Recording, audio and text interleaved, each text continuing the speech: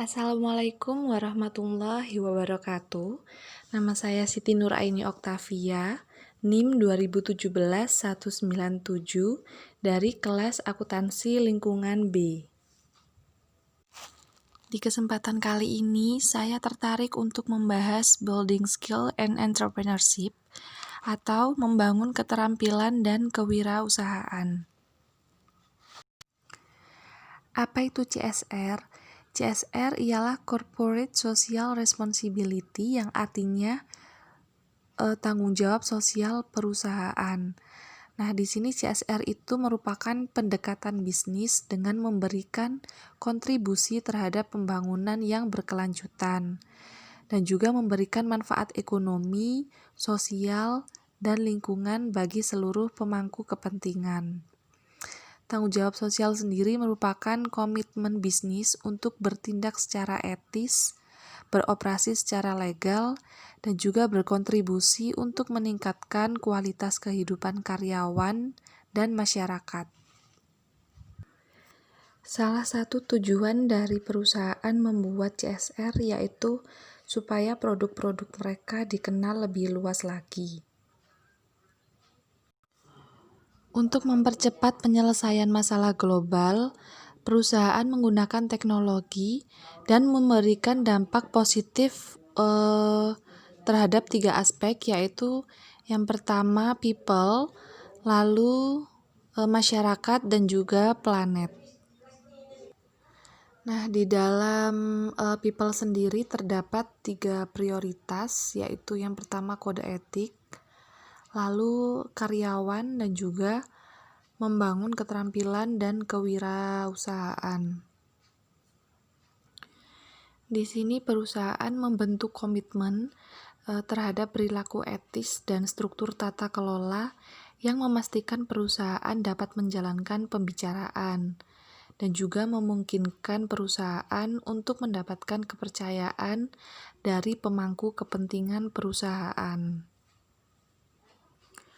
Perusahaan berinvestasi dalam kesejahteraan dan bakat karyawan sehingga mereka dapat berkembang sebagai pemecah masalah global.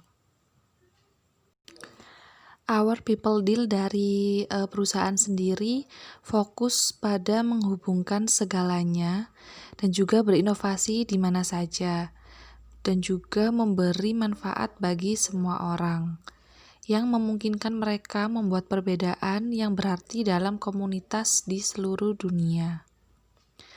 Pada tahun 2016 sendiri, karyawan perusahaan menyumbangkan sebesar 12 juta US dollar dalam bentuk sumbangan amal, termasuk dana yang sesuai dan juga sukarela lebih dari 187 juta jam.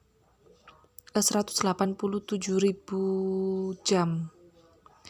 Dan juga perusahaan sendiri menetapkan sasaran sebesar 80% keterlibatan karyawan pada tahun 2020 dalam memberikan waktu, uang, dan juga keahlian. Perusahaan juga membina bakat pemecah masalah di seluruh dunia. Nah, pada tahun 2016, program perusahaan sendiri dapat menjangkau lebih dari 1 juta siswa di 170 negara dan juga membekali mereka dengan keterampilan IT yang diperlukan untuk berkembang dalam ekonomi digital. Perusahaan berencana meningkatkan jumlah ini menjadi 2 juta siswa dalam 5 tahun ke depan. Nah, dengan membantu siswa terhubung dengan pemberi kerja yang mencari bakat IT, program ini juga menguntungkan bisnis perusahaan, pelanggan, serta mitra dan komunitas di seluruh dunia. Dalam 10 tahun terakhir, perusahaan telah membantu 1,4 juta siswa mendapatkan pekerjaan yang baru. Membangun keterampilan dan kewirausahaan adalah inti untuk mempercepat pemecahan masalah global. Di sini perusahaan berkomitmen untuk membangun keterampilan yang memberdayakan orang untuk berkembang dalam ekonomi digital. Yang pertama, pengembangan keterampilan digital sendiri, yakni melakukan pembangunan keterampilan digitalisasi dasar yang diperlukan untuk berkembang dalam ekonomi digital. Lalu bekerja sama dengan universitas dan agen perubahan sosial untuk bersama-sama mengembangkan kurikulum, pengalaman, dan juga model keterlibatan. Nah, selama tahun 2016, lebih dari 1 juta siswa mengembangkan keterampilan melalui Cisco Networking Academy. Nah, perusahaan di sini bertujuan untuk menggandakan jumlah siswa menjadi 2 juta setiap tahun. Dalam industri yang secara historis didominasi oleh pria.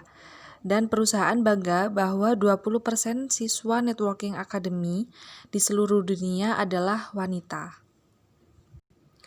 Perusahaan sendiri telah bekerja sama dengan lebih dari 9.600 institusi pendidikan, termasuk sekolah menengah, universitas, akademi komunitas, dan lembaga non-profit di lebih dari 170 negara untuk memberikan pelatihan teknologi yang mendalam dan langsung. Selain itu, perusahaan juga berkomitmen untuk membangun kemampuan kewirausahaan untuk memungkinkan inovasi dan menciptakan lapangan kerja baru. Yakni yang pertama untuk menyediakan dana untuk program dan inisiatif yang responsif budaya dan fokus secara sosial untuk menumbuhkan pemimpin dan pengusaha. Lalu berinvestasi dalam peluang pembelajaran berdasarkan pengalaman untuk mengidentifikasi berbagai investasi inovasi tahap awal dari konsep hingga startup. Dapat dilihat bahwa kemajuan dari pendaftaran siswa baru yang terus meningkat pada setiap tahunnya, yakni pada tahun 2014 terdapat sekitar 1 juta siswa yang mendaftar. Lalu pada tahun 2015 pendaftaran siswa baru tidak mengalami penurunan, juga tidak mengalami kenaikan. Dan pada 2016 mengalami kenaikan dengan jumlah siswa baru sebesar 1,9 juta sekian. Dari data tersebut dapat dilihat bahwa CSR yang dibuat oleh perusahaan dan komitmen yang dibuat oleh perusahaan dapat dikatakan berhasil atau sukses karena melihat data yang setiap tahunnya terus mengalami kenaikan atau tidak mengalami penurunan. Kurang lebih itu yang dapat saya sampaikan menurut sepemahaman saya. Mohon maaf apabila kekurangan dan salah kata. Wassalamualaikum warahmatullahi wabarakatuh.